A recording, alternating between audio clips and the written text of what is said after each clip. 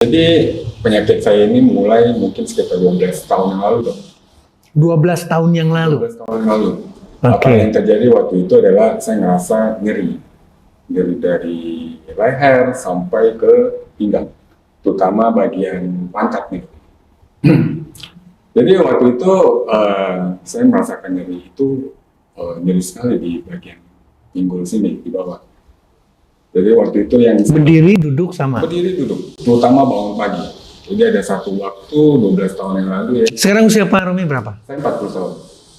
Berarti 20. 28-an.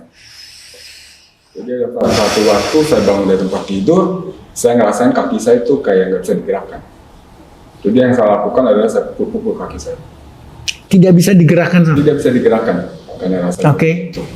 Dan pas sudah bisa digerakkan, saya jalan ke toilet itu sambil megang tembok. Menahan sakit Menahan sakit. dan tidak bisa bergerak juga. Kayaknya kaki ini mesti diseret susah banget. Ya, tidak bisa bergerak, betul. Nah, waktu itu yang dipikirkan adalah apa saya cedera olahraga atau waktu itu super fitness juga kan. Nah, pikiran saya adalah ini cedera atau apa. Jadi yang saya lakukan adalah ke tukang urut aja. Tukang urut lagi, tukang urut lagi, tukang urut lagi. Wah, itu menderita banget dok. Nah, diurut pakai batu ya, diurut-urut di bagian pinggang, bagian ada pinggang ke bawah sini. Jadi diurut terus. Berarti catatan kita adalah yang pertama bayi, anak kecil, sekarang umur 28. Ini belum bicara lansia nih. Benar. Ternyata sudah mengalami satu kejadian autoimun. Kejadian, nggak usah bicara autoimun dulu lah. Yang terjadi adalah sakit luar biasa. Oke, selanjutnya gimana? Masih belum paham dok itu penyakit autoimun. Betul. Nah, jadi selama proses mungkin sekitar 7-8 tahun tersebut gitu dok. Ya, saya tuh bolak-balik ke dokter, konsultasi sampai ke dokter ahli tulang seperti apa. Sampai saya ke klinik chiropraktik lah kayak apa. Karena yang saya ngerikan adalah tidur pertama tulang itu rasanya sakit nyeri terus kan. Nah, Ini penderita biasa. sampai saya khawatir adalah tulang saya itu mungkin ada yang banyak terjadi adalah apa sih penyempitan saraf Saraf kejepit. Iya. Ternyata saraf kejepit dari ujung sini sampai ke bawah semua. Nah, sampai saya ke suatu dokter dia bilang kalau saraf kejepit ditekan gini aja bapak udah teriak, tapi ini saya tekan sampai saya kepijit-pijit bapak nggak teriak kan, berarti nggak ada masalah seperti itu.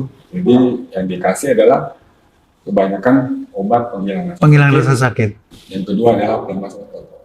Relaksan. Iya. Oke, terus. Jadi kalau pelemas otot itu kita konsumsi, ya Lumayan pasti tenang. ya hindarin menyetir lah, Betul. seperti itu. Pokoknya jangan ada tegang-tegang. Ya, jadi emang agak santai seperti itu. Betul. Nah itu yang saya konsumsi banyak selama 7-8 tahun. Sebelum saya mengetahui saya positif autoimun. Jadi kisahnya saya mengetahui itu autoimun ini juga mengerikan juga dalam arti saya ada pernah dalam periode 4-5 bulan itu saya masuk rumah sakit itu di Oknum sampai 2 kali. Jadi masuk 2 bulan masuk lagi karena demam yang nggak turun-turun dok. Pertama kita bicarakan sakit, yang kedua sekarang kita bicara demamnya. Oke, terus. Waktu demam itu yang saya rasakan konsumsi paracetamol nggak turun, akhirnya ke dokter itu sampai saya diberikan antibiotik dosis tinggi. Jadi waktu cek lagi, Ketahuannya tidak, pokoknya ada demam, masuklah antibiotik. iya. Oke, terus. Jadi dokter itu juga sampai dokter internisi ini sampai bingung karena peradangan saya cukup tinggi. Pasti. Ya, sampai saya tinggi karena ini ada mengarah ke ketakutan mereka tiroid. Jadi saya dicek di sini, saya sempat MRI semuanya. Sampai terakhir mereka mengkhawatirkan ini mengarah ke cancer karena CRP peradangan saya itu tinggi sekali. Tinggi. Pemeriksaan CRV-nya, terus. Nah waktu itu saya pikir ya udahlah ya mungkin ini nasib atau apa dengan peradangan setinggi itu, tapi nggak ada solusi. Tapi karena konsumsi Doknam itu Berulang-ulang. iya berulang-ulang dan antibiotik dosis tinggi, Tinggi juga. ya antibiotiknya Suntikan. antibiotik bukan suntikan tuh, pakai infus saya. Ya ampun. Udah diinfus dan itu rasanya nyeri kebakar kayak gitu. Pasti. Pasti. Saya bisa bayangkan itu. Nah waktu setelah turun ya udah saya jalan seperti itu. Jadi selama 12 tahun sebelum saya mengetahui saya penyakit autoimun, 7-8 tahun, kehidupan sehari-hari saya tuh ya, saya merasa tidur itu adalah kebiasaan atau lifestyle hidup yang menyiksa. Jadi itu selama 7-8 tahun itu, saya tuh tidur bisa jam 2, jam 3. Karena bagi saya itu tidur tidak menyenangkan. Orang bilang tidur itu istirahat ya, bagi saya tidur itu menyiksa. Kenapa? Waktu pagi-pagi itu badan rasa nyium semua. Nah, jadi itu menyiksa saya. Jadi bagi Pasti saya itu. agak trauma kalau bicara tidur gitu kan. Dan saya bangun juga selalu pagi gitu.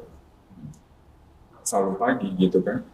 Jadi saya ngerasa waktu bangun tidur dengan badan kaku, tidak fit seperti itu bagi saya sangat menyiksa.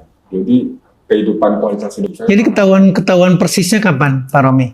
Sekitar 2019. 2019 positif dengan autoimun. Iya.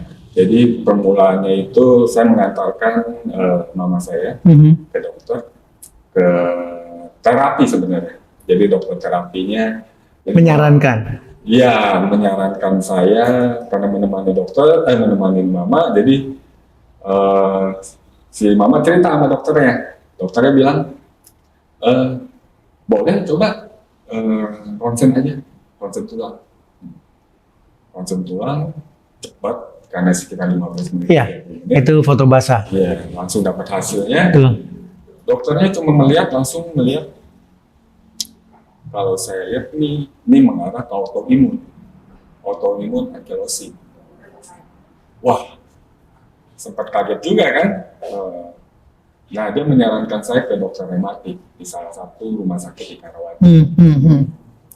Akhirnya saya mengikuti saran dia, jadi yang saya lakukan saya MRI seluruh tubuh, saya melakukan pemeriksaan DNA, swab, sampai semua cek, terus dokter kontrol melihat tubuh saya, setelah dapat hasil DNA dan MRI, confirm dia bilang saya rematik dan positif ankylosis.